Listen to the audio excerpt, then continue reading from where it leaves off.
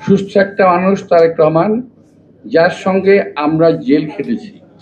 এই তারেক রহমান সাহেবকে একদিন দেখলাম আমাদের চোখের সামনে থেকেই নিয়ে যাওয়া হলো সুস্থ অবস্থায়, এবং পঙ্গু অবস্থায় জেলে ফেরত নিয়ে আসলো। যারা একসময় তারেক রহমানকে পছন্দ করতেন না, তারাও আজকে বলতে বাধ্য হচ্ছেন যে তারেক রহমানের ভিতরে ম্যাচুরিটি এসেছে।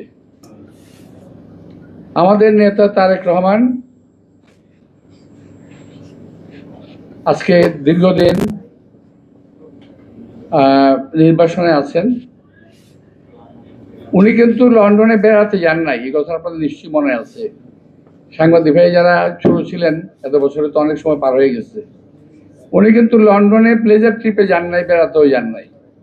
উনি লন্ডনে গিয়েছিলেন জেলবন্দি অবস্থায় চিকিৎসার জন্য। সুস্থ একটা মানুষ তারেক রহমান, যার সঙ্গে আমরা জেল খেটেছি।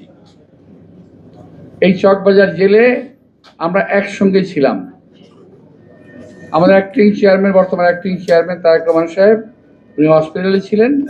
আমরা ছিলাম একটা আমাদের যে আলাদা একটা এই জায়গা ছিল, আমাদের সেল 16 নম্বর সেল, 16-26 এবং কর্ণফুলি, এখানে আমরা ছিলাম। উনি মাঝে মাঝে আসতেন, আমাদের সঙ্গে কথাবার্তা বলতেন। ওই সময়, এখন থেকে আমি 2007-08 কথা বলছি। ওই সময় ওনার বয়স কিন্তু অনেক কম। কত বছর হয়ে গেছে? প্রায় 17 বছর না? তো এখন আজকে আমাদের অ্যাক্টিং চেয়ারম্যানের বয়স থেকে যদি 17 বছর বাদ দেন, উনি নেহায়তই অল্প বয়সের 40 করে একজন যুবক ছিলেন। আমাদের সঙ্গে কথা বলতেন তারেক রহমান সাহেব, আমাদের সঙ্গে কথা বলতেন, ঘন্টা খানেক আড্ডা মারতেন, কথা বলতেন। এবং আমি কখনো তার মুখে শুনি নাই যে আমরা কবে জেল থেকে বের হব। আমরা আলাপ করতাম, আমি, আমান, পিন্টু, তারপরে টুকু সহ আরো অনেক নেতা আমরা ছিলাম।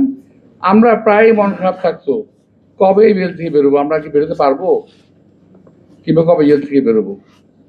কিন্তু তিনি কিন্তু কখনোই আলোচনায় আমরা জেল থেকে কবে বেরোবে কথা বলে নাই। উনি আলোচনা করতেন আমাদের সঙ্গে দেশের খাদ্য ঘাটতি কত আছে, কি করলে দেশের বিদ্যুতের অভাব পূরণ করা যাবে, এবং দেশের মানুষের সার্বিক সমস্যা নিয়ে তখন থেকে তিনি চিন্তা করতেন, যেটা আজও করেন। আমি গতকাল ওনার একটা বক্তব্য শুনেছি আমাদের কোনো একটা প্রোগ্রামে, সেখানে আমি দেখলাম যে উনি স্বাস্থ্য, শিক্ষা, চিকিৎসার উপরে জোর দিয়ে কথা বলছেন। অর্থাৎ দেশ নিয়ে ভাবেন তারেক রহমান। এই তারেক রহমান সাহেবকে একদিন দেখলাম আমাদের চোখের সামনে থেকেই নিয়ে যাওয়া হলো সুস্থ অবস্থায়, এবং পঙ্গু অবস্থায় জেলে ফেরত নিয়ে আসলো। কি ভয়ঙ্কর একটা চিত্র আমরা দেখলাম সেদিন।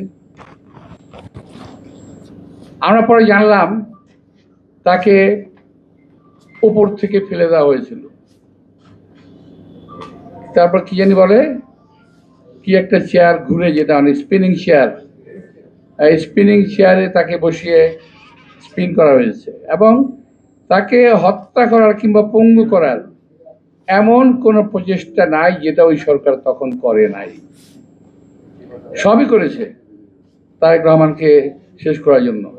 আল্লাহর অশেষ রহমতে অ্যাক্টিং চেয়ারম্যান হিসাবে আজকে আমাদের দলের দায়িত্ব পালন করছেন।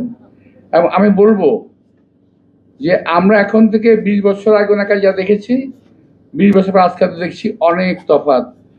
আজকে তারেক রহমান সত্যি সত্যি বিএনপির অ্যাক্টিং চেয়ারম্যানের দায়িত্ব পালন করছেন এবং সঠিকভাবে পালন করছেন। যারা একসময় তারেক রহমানকে পছন্দ করতেন না, তারাও আজকে বলতে বাধ্য হচ্ছেন যে তারেক রহমানের ভিতরে ম্যাচুরিটি এসেছে। বলে শুনতে ভালো লাগে আমাদের। আমি একটা ঘটনা বললাম, আমি বললাম না আপনার সাথে কথা বলবো, আমি ঘটনা বললাম। আজকে এখন